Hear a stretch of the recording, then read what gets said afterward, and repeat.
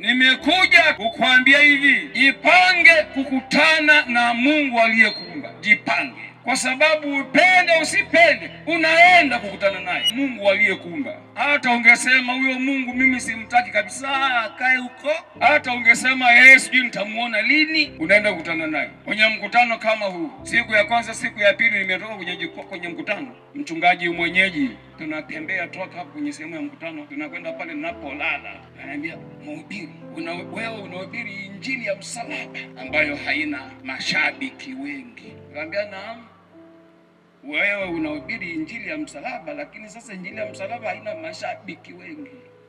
Nikanyamaza. Ningeendelea mbele, ningemuuliza hiyo injili nyingine inaitwaje? Kwa hiyo wapendwa, nimekuja niseme hivi, malizana na Mungu aliyekuumba. Yaani malizana na yeye kabla ikashokutwa Jumapili miguu yangu hapa haijakanyaga mara ya mwisho. Yaani malizana na yeye. Na baba yangu, rafiki yangu pale jana amesimama hapa, yule aliyeponya miguu yake, akasimama hapa akasema, jamani, tuache kumtenda Mungu dhambi. Nasema hivi, mzee rafiki yangu, malizana na Mungu muumba, pasiwepo kitu kabisa mpaka Yesu aseme sasa uadui wako kati yako na Mungu. Wewe Timotheo, wewe Mathayo, uadui umekwisha.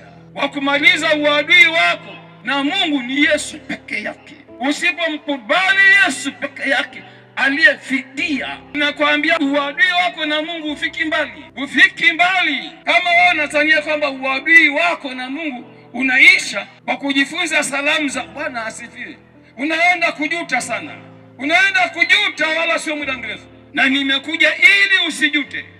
Wewe usijute. Namna usijute, mkubali Yesu Kristo, mkubali hadharani. Yaani mkubali hadharani, sio kumkubali kwa kusema mimi nimeokoka. Mkubali akuondolee dhambi, uache dhambi kama mtoto aliacha ziwa la mama yake, hata nyonya tena.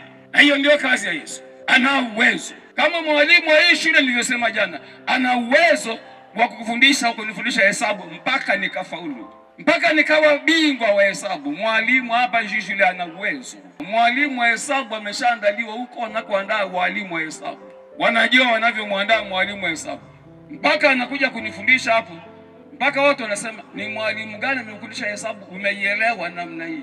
Ana uwezo Yesu Kristo.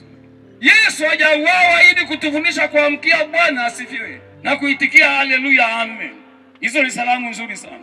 Lakini unaposema Bwana asifiwe, unaye anakwenda kusifiwa kweli au anakwenda kufanya ujute?